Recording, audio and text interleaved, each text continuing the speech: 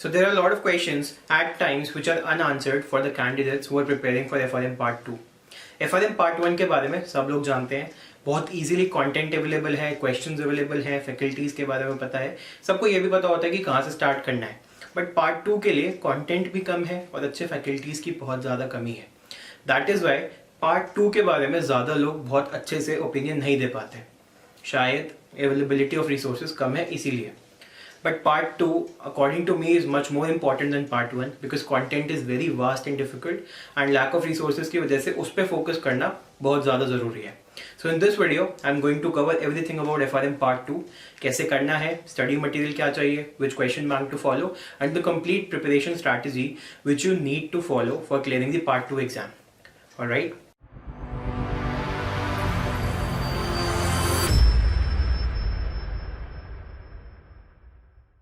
So, before starting this video, I need to make three major announcements.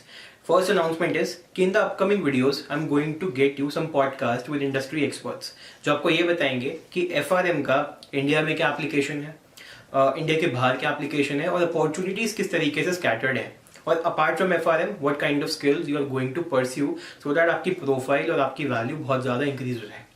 Same thing I'm going to do for CFA and other relevant skills like investment banking and financial modeling as well. Second announcement is कि FinCradle ने अपने FRM के training structure में एक छोटा सा change किया है. पहले क्या था कि FRM की ट्रेनिंग जब आप FinCradle में एनरोल करते थे तो वो आपको 1 साल के लिए कोर्स एक्सेस देती थी. But now we have extended it till life. जब तक आप FRM पार्ट 1 कंप्लीट नहीं करते तब तक आपके पास कोर्स वैलिडिटी रहती है, और ये हमने इसलिए किया क्योंकि कोविड के टाइम में 1 साल तक तो एग्जाम ही नहीं हो पाया. Right, so we have realised कि ये चीज़ थोड़ी सी इंपॉर्टेंट है एंड इसका स्ट्रक्चर थोड़ा सा चेंज करना चाहिए. So this thing will be available to you, जो पहले एनरोल्ड है उनके लिए भी और जो आगे एनरोल होंगे उनके लिए भी. Third announcement is that from now on आप FinCradle के डिफरेंट कोर्सेज के स्टूडेंट्स से इंटरैक्ट करेंगे, यानी कि हम लोग स्टूडेंट्स के टेस्टिमोनियल्स, उनके रिव्यूज, उनके experience with FinCradle with different courses, NISM, FRM, investment banking, CFA, सबके लिए शॉर्ट्स पोस्ट करेंगे सो दैट आपको ये पता चल पाए कि how friendly it is with FinCradle and how the experience of the candidates is. Right, alright, so अब स्टार्ट करते हैं हमारे पार्ट 2 का डिस्कशन, जिसके लिए हम ये वीडियो शूट कर रहे हैं. सो पहले स्ट्रक्चर और एग्जाम कंटेंट की बात कर लेते हैं. और अगर आप पार्ट 2 के स्ट्रक्चर की बात करें तो there are 6 subjects. Credit risk 20%, market risk 20%, operational risk again 20%, liquidity and treasury risk management जो इस साल फर्स्ट टाइम ऐड हुआ है 15%, risk and investment management 15%, and last subject is current issues which is 10%. 80 question आएंगे exam में. Structure of exam is same as part 1. सारे question MCQ होंगे and there is no negative marking. 4 घंटे का exam होगा, but now it will be computer based test. पहले की तरह नहीं है 2:30 से 6:30 बजे होता था पहले, but now it's not like that. Alright, so अगर हम एग्जामिनेशन की डिफिकल्टी की बात करें तो थोड़ा सा according to me difficulty in part 2 is slightly higher than part 1, क्योंकि थियोरेटिकल कॉन्सेप्ट्स बहुत ज़्यादा है. सब्जेक्ट की वेटेज आप देख रहे हो कि स्कैटर्ड है, क्वेश्चंस कम आएंगे, बट इसका मतलब ये नहीं है कि डिफिकल्टी लेवल कम है. बहुत ज़्यादा वास्ट है कंटेंट पार्ट 2 का in comparison to part 1. Theoretical concepts बहुत ज़्यादा है. So we need to be very sure कि प्रिपरेशन हमारी बहुत ढंग से हो. उसके लिए अगर हम कंटेंट की बात करें कि हमें सिलेबस कैसे पढ़ना है, तो आई वुड से कि Schweser is the most appropriate book to read part 2. Right, क्योंकि कंटेंट बहुत ही प्रिसाइजली लिमिटेड है from the point of view of exam. Exam के लिए जितना चाहिए उतना ही, बट एक बार पढ़ने से काम नहीं चलेगा. आई वुड से कि एक बार पढ़िए, उसके साथ साथ एक क्वेश्चन बैंक करने की कोशिश करिए.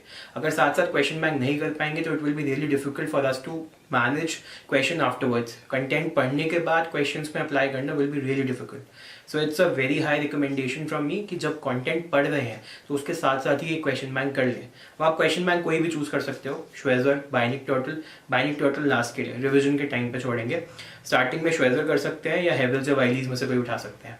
राइट, और बाद में जब रिवीजन हो जाए, कंटेंट प्रिपेयर हो जाए, उसके बाद कम से कम 5 पेपर्स करने ही करने हैं. बहुत ज़्यादा इंपॉर्टेंट है क्योंकि हमें लग रहा है कि 80 क्वेश्चन आने वाले हैं, 4 घंटे में आराम से हो जाएगा, बट ऐसा नहीं है. केस स्टडीज़ भी बड़ी बड़ी आती हैं, आधे पेज के क्वेश्चन हो जाते हैं, और थियोरेटिकल कॉन्सेप्ट्स की एप्लीकेशन बहुत ज़्यादा ट्विस्टेड हो सकती है. सो इट्स रियली इंपॉर्टेंट कि हम क्वेश्चन ज़्यादा सॉल्व करें और बाद में पेपर्स भी सॉल्व करें ताकि हम अप्रोप्रिएटली प्रिपेयर हो पाएँ. राइट, फीस अगेन $550 और early deadline for may is January 31st and for December exam is going to be July. May and December 2 बार होगा exam. right? So as far as the preparation strategy is concerned, we can start with either credit risk or market risk. दोनों में से किसी एक से start कर सकते हैं और सेकंड नंबर पे भी दूसरे को रख लेंगे. Let's say we start with market risk, then credit risk. उसके बाद we will do liquidity and treasury risk management, जो कि नया सब्जेक्ट है. क्योंकि ऑपरेशनल रिस्क भले ही हैवी वेट हो, बट वो है पूरा का पूरा थियोरेटिकल, तो उसको थोड़ा बाद के लिए रखेंगे.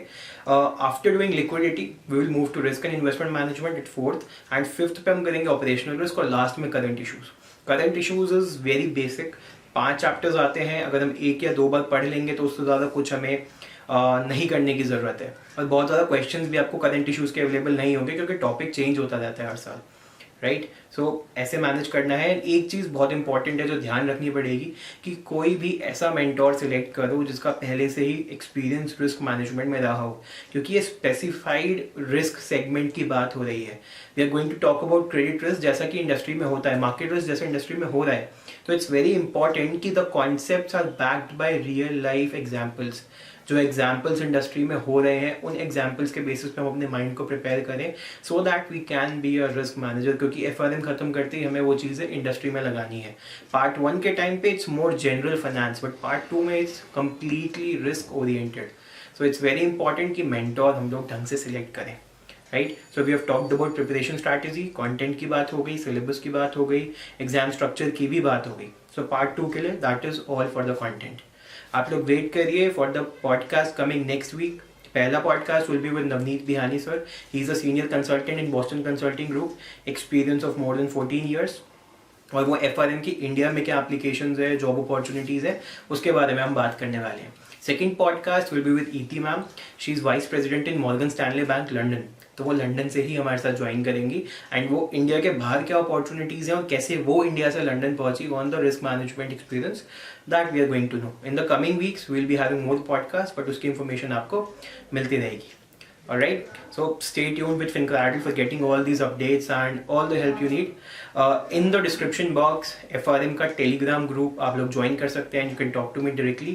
Otherwise, I'm also giving my WhatsApp link. किसी को specified या customized help चाहिए, ऐसी कोई help चाहिए जो वो openly बाकी लोगों के सामने नहीं बोल सकता, तो मैं अपना personal contact भी वहाँ पे डाल रहा हूँ. आप उस पर क्लिक करके मेरे से बात कर सकते हैं, राइट? FRM पार्ट 2 के बैचेस स्टार्ट हो जाएंगे अप्रैल में for the December attempt.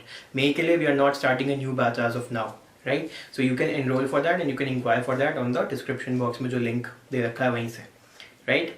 So that's all for the video. Bye bye, take care.